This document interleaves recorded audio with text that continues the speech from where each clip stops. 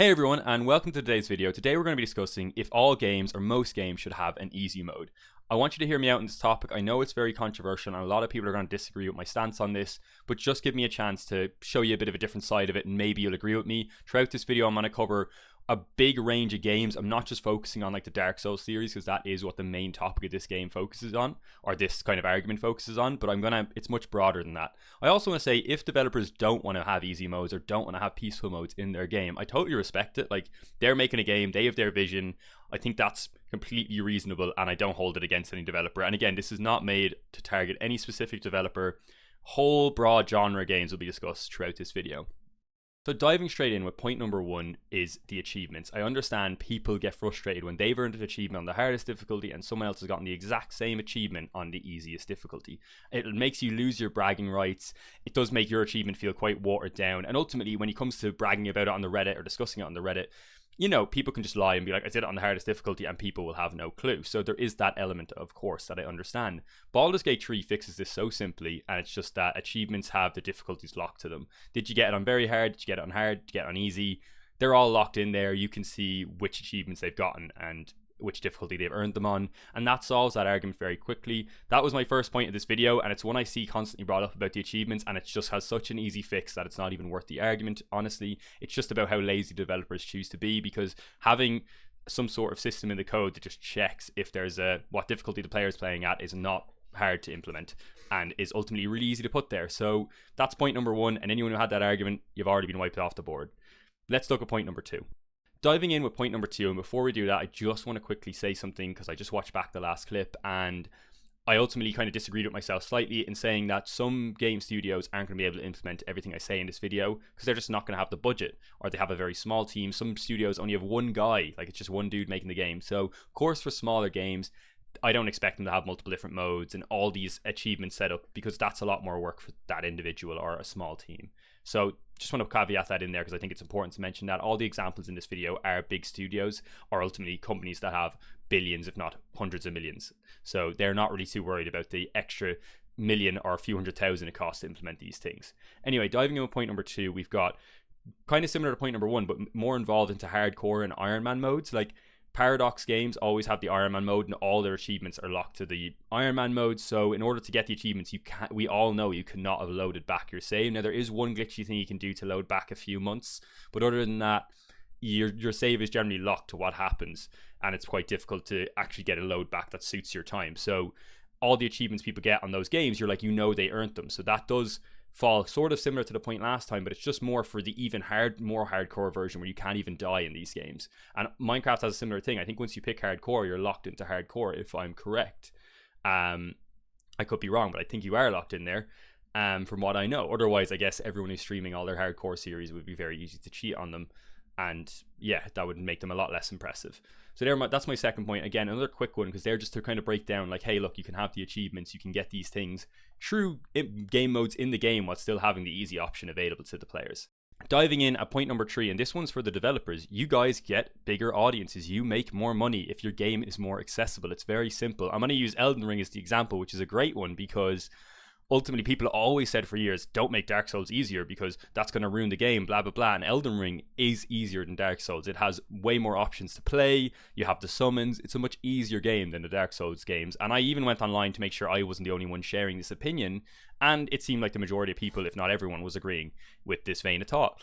On top of that, Elden Ring sold 3 times more than Dark Souls 3. It sold 30 million copies, and I think it's still selling more, and Dark Souls 3 sold 10 million. So that's such a big gap, and shows the kind of money the studios can make by making their game more accessible to people. Now, Elden Ring still doesn't have an easy mode in it, and I actually would still go with the argument that I think it should have an easy mode in it, and it might even sold even more copies if that was available, which allows these studios to make better games. Elden Ring's a fucking fantastic game.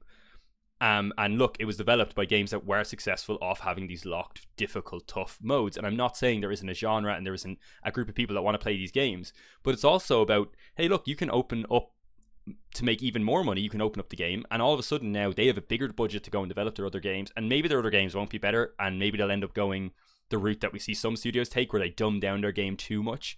I think Paradox did that with Crusader Kings 3, where it's just too dumbed down from Crusader Kings 2 to the point where I very much struggle to get into that game. I do have a few hundred hours on it, but compared to how much I played CK2, it's very minimal. So that can happen, and I think that's up to the studio though to avoid that. If you make more money by making your game more accessible while still having the harder modes there, and then you choose to get lazy with your features and go, well, let's just make everything dumbed down, then that's on you as a studio. You've decided to just take the easy route, make the game as accessible as possible, and ultimately not caring about your core audience.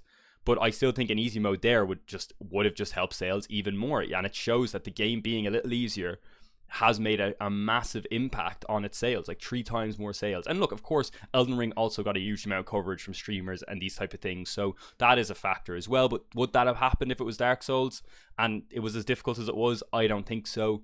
A lot of people we've seen who are very, I want to say noobs or incompetent gamers, as you might see below, were able to complete Elden Ring. And I think that's something that is important for a game to actually have a huge audience. It needs to be accessible to people. It needs to be something that the average gamer can achieve. So that would be my third point there, and I think it really shows that you can make a lot more money by just making your game a little bit easier.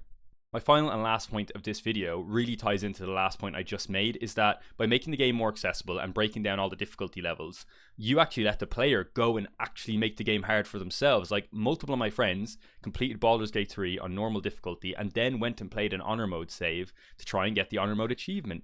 Now, if the game started off in honor mode, would they ever have completed the game? Probably not. Because they were allowed play it at the normal base difficulty and then up the difficulty themselves, they now are going off and playing the hardest version of the game multiple times. I mean, when I first played Minecraft, I would have played on peaceful and easy mode. I was like 10, 11, and I was playing on the easiest modes. And now if I was going to make a Minecraft save, I'd at least play on normal, if not hard or hardcore, if I wanted to challenge myself a little bit.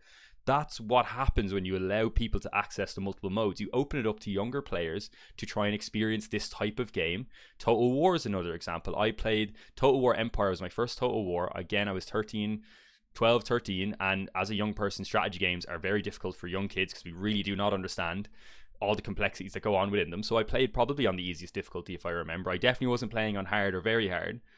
And now I play Total War Warhammer on very hard and legendary difficulty, unless I'm looking for a casual experience on it. But if I'm looking to challenge myself, they're the difficulties I play on. And I think it's really important that people realize that we can also up the difficulty on ourselves if we would like. And that's an option there for the player. And when you make that available, people will do it. People will start off in the easiest mode and then over time will move themselves up to playing on the hardest mode as a challenge for themselves. It really gives people that option to play the game the way they want to play it. And is that not the most important thing as a developer? Is that not the most important thing in gaming, is letting players enjoy the game the way they want to enjoy it?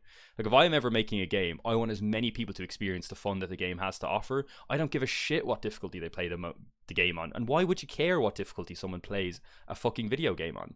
I will never understand the argument of, oh, he did it on the easiest mode. Who cares? Who actually gives a shit? Like, it makes no difference. In the end of the day, you're there to play the game for fun.